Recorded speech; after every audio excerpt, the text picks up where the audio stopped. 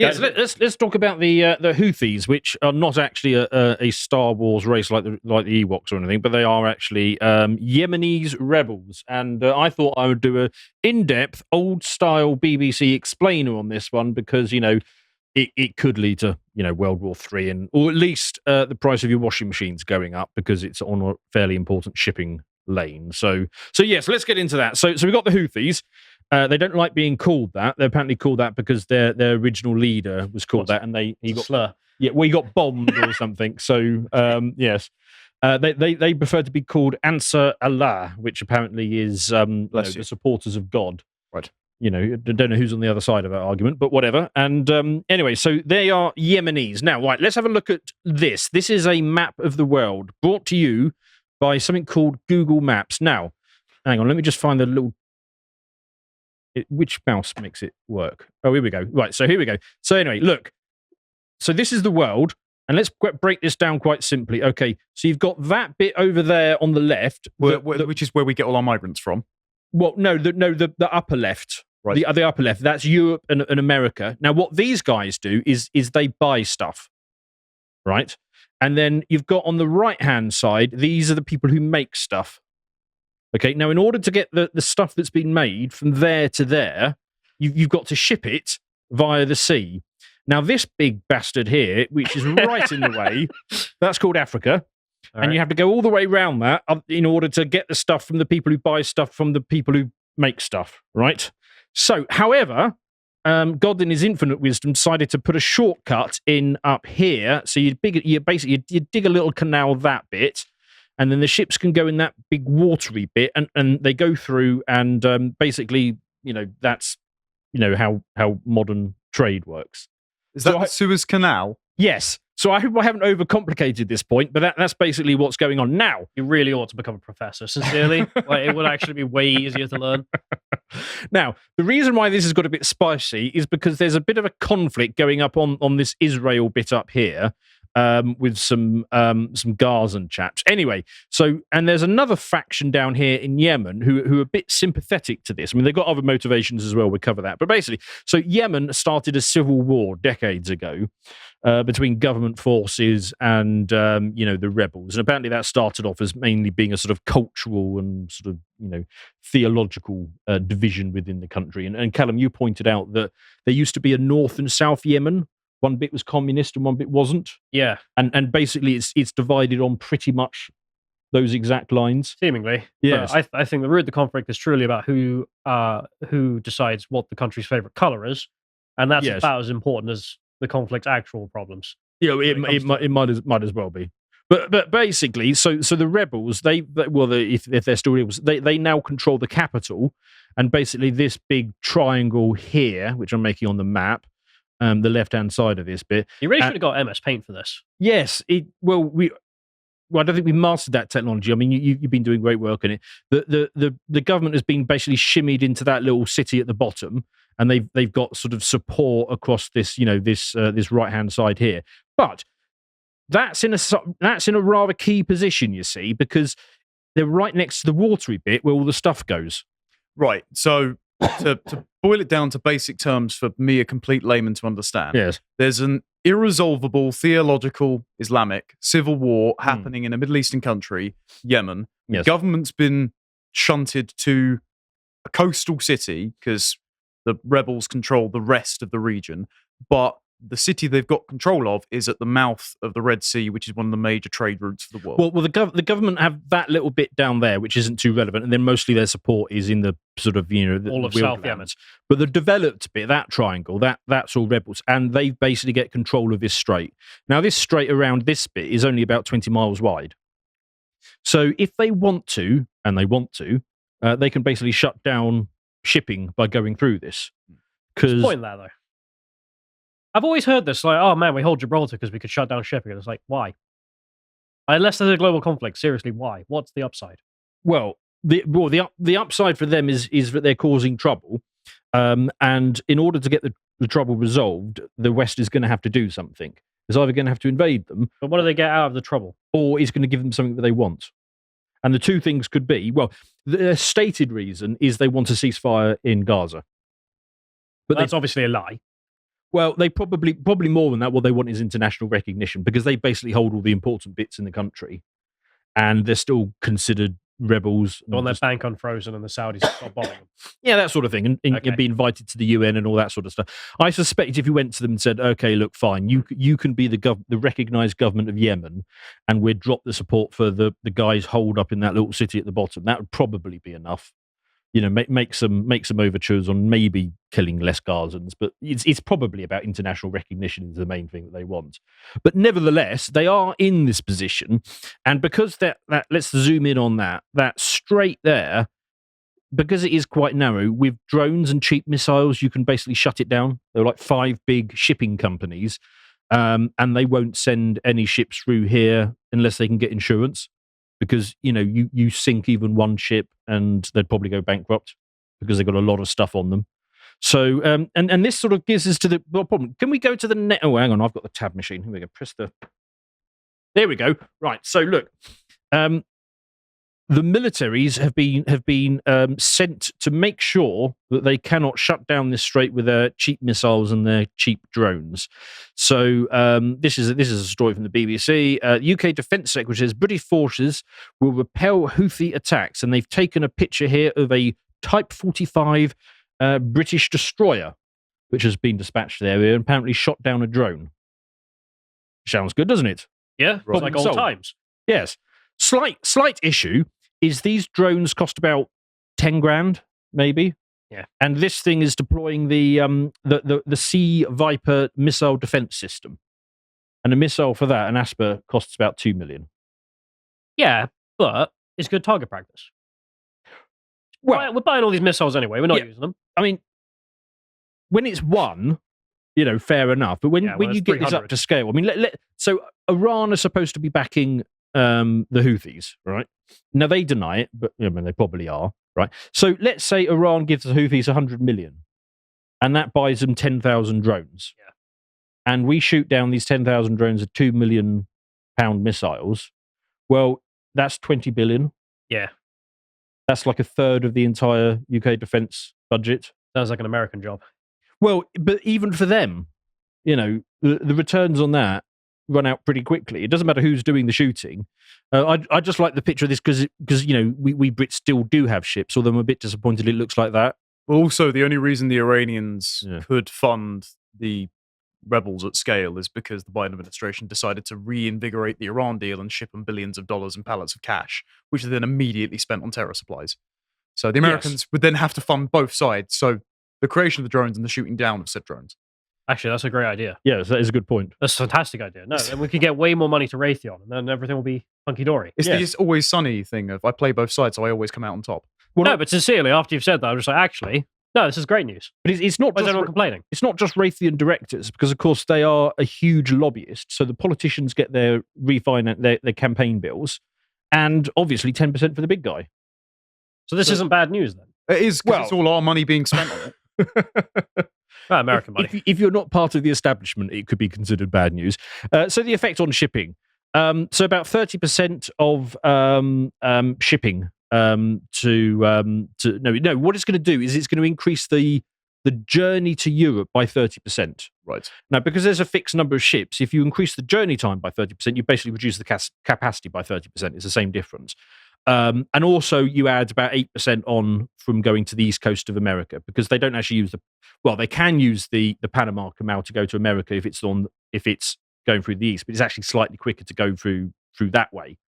But it's not so bad for the Americans because they can go under the Africa and it only adds 8%, so it's not so that bad there. So you're going to get supply side delays and increased costs. Well, yes. So look, Actually, no, let's say This is very good news. So I happen to know, the Ascension Islands, yes. they used to be useful. They used to be worth something because all the shipping had to go around Africa. Ooh, right, okay. And if you track the economy of the Ascension Islands, it's really good. And then like that Suez Canal opens and they've been useless ever since, except Right. for the Falklands. So actually, this might be good. For Actually Ascension good, Islands. instead of not just for the Raytheon guys. Well, We still own it. Another potential win. Now, the last time that shipping got knocked back by 20% was during the pandemic, and prices went up about 200%. Wasn't there also that massive blockage of the canal when that ship got Well, sunk? yeah. I mean, the Panama Canal is still congested even now. It's running at about 60% capacity. No, wasn't the Suez Canal blocked by that ship that got? Oh yes, yeah. Well, I mean, yes. Outside of that, Yeah. prices are up significantly because you've got to remember, even if capacity is reduced by about 30%, that doesn't mean prices go up by 30% because everything is priced by the marginal unit. And if you've got a supply chain that is dependent on a whole series of components, and your entire supply chain can only run as fast as the slowest component, you're going to pay whatever you need to pay. Now, the other factor in this is I've been saying on Brokenomics for a long time that I think that the Biden administration has been deliberately shitting on the economy in order to get demand-side destruction so they can push down inflation, which has already been created by the money supply that they put in, so that they can push it down as fast as possible so they've got an excuse to cut rates in the first quarter of this year. The reason they want to do that is because it takes about 6 months for a cut in interest rates to filter through into the economy, which means you'll be having good times come October, November. Now, is there anything that might make American politicians want to have good times in October, November? Another free and fair election? Yes, exactly. So this could really get in the way of that, because if you listen to, as I do, the sort of annual report calls that you get for retail companies, they're citing shipping costs as a major factor in why their inflation is coming down. So that could be unfortunate. Hi folks, sorry to interrupt the video, but I just wanted to announce that we have a new line of merch in our merch store. The merch store was kind of empty for a while, and so I thought, right, okay, what do I actually want on shirts? And so I just went through some of the most epic and true things that I think that historical people have said, and John managed to make an amazing set of merch out of it. And we will have extra things coming in the store, such as posters for these to go on. Thanks for everything, folks. Now back to the video. Let's go back to the map quickly. The other thing you'll notice is that Saudi Arabia is there, and that's Jeddah. So that's where a lot of their oil gets sent out. So this could push up oil prices quite significantly. And if that starts to happen, then all the inflation stuff goes out the window, and Joe is completely screwed. So you can see why he's incentivized to get on this. The other thing you'll notice is up here we have Russia. And they ship a hell of a lot of wheat and grain, because they produce massive amounts in basically this bit, Ukraine does as well, out into the rest of the world. So you'll be getting, food shocks around the rest of the world as well. I'll be honest, I was trying to be irritatingly positive. Just because that's my New Year's resolution. Yes. And I got nothing for that. That's all pretty bad. No, none of that is particularly rosy. I'm sure we thought about enough. We could come. Mate, if you've got an upside to this, post it in the comments below. Anyway, well, the other downside as well will be then food and fuel crisis in the third world will lead to more immigration, of course. Exactly, or at least manufacture the consent for more refugees turning up on our doorstep. Yes, all of that. So basically, we're left with two options, which is negotiate with them or invade Yemen. Now, the Houthis apparently say they want a ceasefire in Israel, and we talked about the recognition and such.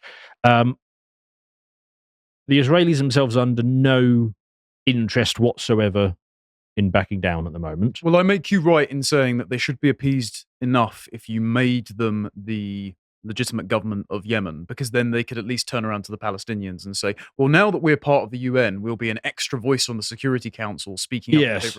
And they'll just like do that. Geopolitical genuflecting, whereas they're actually just looking out for their own self-interest. I mean, Douglas Yes. Murray's made this point time and time again. Okay, all these Palestinian protesters that turn up and ruin my Saturday in London, where were you protesting on behalf of the Yemenis when there were a bunch of Muslims being killed? You didn't care about that one. So why should the Yemenis really care about the Palestinians in the same capacity? Well, I mean, they say they do, but that point is mute, because of course the Israelis are not going to stop. And to be fair, if I was them and I had their interests, I probably wouldn't stop either. I mean, I'd be going full Roman and all the rest of it as well. The other angle is, of course, that the American politicians are not going to rein Israel in. They're just not. We don't know why American politicians never ever criticize Israel. But hang on, sorry. I do apologise. For those that are listening, a picture of Jeffrey Epstein has just appeared on this. Can we get rid of that? Can we take that off the screen? I do apologise. Anyway, like I was saying, for some reason... I think it might be a bit deeper than that. Well, yes. I mean, but American politicians are certainly not going to criticise Israel. It's almost like somebody's got dirt on them or something. So anyway, so that's not happening. So we're left with the invade option. Now, military forces. I've got to show you this. Operation Prosperity Guardian, which is basically the international fleet that has been sent there in order to confront the piracy and the missiles and all the rest of it.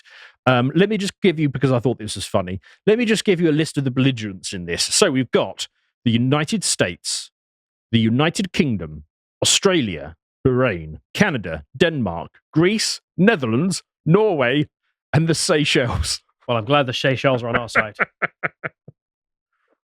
I don't mean to be cruel, but this is a little bit like when you're 9 and you've got all your 9-year-old mates round and you decide you're going to go on a mission in the woods, and then your 4-year-old brother pipes up that he has to come along as well, and it's like, no. And then your mum tells you you've got to take little Henry with you, and off you go. But you don't really think. I could be very unfair here. I mean, for all I know, That was you being fair. yeah, for all I know, maybe the Seychelles is sending a full aircraft carrier group with destroyer support, nuclear submarines, and an air cover. Just 3 men with stones. Anyway, no particular reason to put that in other than I just thought that'd be funny. Right, moving on. Yes, what else have you got? So you've got Iran, according to Al Jazeera. They've deployed a warship to the Red Sea as well. Now they're on the Houthis side. Yeah, I was going to ask, what are you doing here? Nothing. We don't support anyone. So why are you here? Moral support. Yeah, just tourists. Well, my point is that this is very much shaping up like a Guy Ritchie movie, where basically all the characters are sort of getting put into the same place. I thought it was At the same time. more like the fight in Anchorman, where all of the news anchors show up, and one of them's got a chain, and one of them's got like a flamethrower for no reason. And I think I watched that, but I don't remember that. A midget turns up. I'm from the Seychelles. So the point is, everybody is getting together in this same area. The Biden administration shows no interest in negotiating. I mean, they never negotiate on anything ever. I think this is one of the key reasons why they had to get rid of Trump. The whole new wars thing. I think that was probably the key factor in why the deep state, rigged the election against him. well, we do know that the generals that had informed him that they'd withdrawn all the troops from Syria were just lying, because they wanted Yes. to keep troops in Syria for Yeah. the pipeline, and Trump wanted them all out, and they just defied the commander-in-chief, which they're not meant to do. The classic example for me, would have been the North Korea thing. So Jim Kong or whatever his name was, he was getting a little bit uppity, and Trump basically sort of started tweeting to suggest that he was actually going to invade North Korea. Now he probably wasn't, but he made it sound like there was at least a 5 to 10% possibility that he was going to. China then looked at that and said, well, hang on, if there's a war in the South China Sea, that shuts down our shipping lanes. That means that because basically all of South China is basically just supplying electrical components that go into South Korea that then go into the rest of the world. They've got a huge amount of rural population that's been moved into those regions. If there was a war that affected the South China Sea, all that massive population would come back unemployed to the cities in the north and start causing problems. But they also foresaw that, and this is why Trump and the Republicans at the time were trying to do a massive initiative where they were trying to move chip manufacturing away from Taiwan. And I remember there was a massive scandal about it, because Nancy Pelosi was both opposing it and then profiting from it. Yes. Yeah. Yes. So, but the thing with Trump there is Trump found a way of saber rattling in a way that made the problem sort of go away by raising the risk so much for China that they said to Jim Kong, hang on, stop this, enough of that. You're pissing on our chips now. And if Trump was still in power, he might find a similar solution to this, because he's not bound by convention, and therefore he had to go. But the neocons, this is the big problem. The neocons have been itching for war with Iran. So you've got a situation now where you've got all these ships mingling around each other. You've got an Iranian ship there. You've got Iranian allies on the side. You've got, by now, I'm guessing, but John Bolton must have written an article by now explaining why we need to go to war with Iran. It was on the 28th of December in the Telegraph. There we go. You got other neocons. So apparently, what did I got a quote here from Tom Cotton, who's another Republican. He says that the Biden administration needs to take massive retaliation against Iran to end attacks on US assets. The Biden administration itself is stuffed full of neocons. I don't think Tom Cotton was usually a neocon. That's quite surprising. Well, apparently, unless that Yeah, that was a quote that I found from him. So There we presumably so. I mean, Lloyd Austin and Tony Blinken, of course, massive Oh, yeah. neocon warhawks. These people have been itching for another big war. Well, at ARC, Kevin McCarthy, newly deposed speaker, got up and made his entire speech about the end of history and how about we need to fight the new axis of evil, which is China, Russia, North Korea, and Iran. Right. It's Yes. like- Yes. Sounds not- about right. Not really all aligned on the same Yes. interests there. So my final takeaway from this situation that we got going on is that you've basically got a whole set of military forces deployed in a turbulent area. So you've got a standing opportunity for escalation that could occur at any time. Is this why the Israelis are looking, and this is speculative, but apparently they've had plans drawn up for a while, to create a parallel canal system through, Yeah, that through the seems Gaza Strip? that seems rather ambitious to me because They'd need to clear all the... I mean it's a long There way. first. I mean, That's a plan that's been going since the 50s. Yes. And initially, the idea was to lay down like 200 nukes and just nuke the land. In That between. might be a slight problem. Well, they Well, realized that would be bad. is that so plan they're- getting dusted off again? Not that I know of, because Right. people realize that maybe nuclear fallout is not good. Yes. Anyway, let's not talk about Israel. Let's put our focus purely on this strip of water here and the potential for escalation. So, of course, something could happen that could trigger, an event. And even if an event isn't triggered, I mean, there are, incidents that occur. For all we know, the USS Liberty could be sailing into that gap of water anytime soon. And, if something terribly unfortunate were to happen and it were to be blamed on, I don't know, Iran or something like that. Right, so you're suggesting a Gulf of Tonkin incident might happen with some of the defensive capacity battleships from Britain or the US that are being stationed there? No. Of course, our leaders would never do such a underhand thing at all. So yes, we can have faith in our respective defence establishments who are aligned with our interest of not going to war all the time. If you appreciated that episode from the podcast of the Lotus Eaters, you can go to lotuseaters.com to get access to all the premium content that's on the site, such as the Epoch series, this episode on the Fourth Crusade. If you'd like to find out what else is being put out, you can follow on Twitter at lotuseaters_com on Twitter. Thank you and goodbye.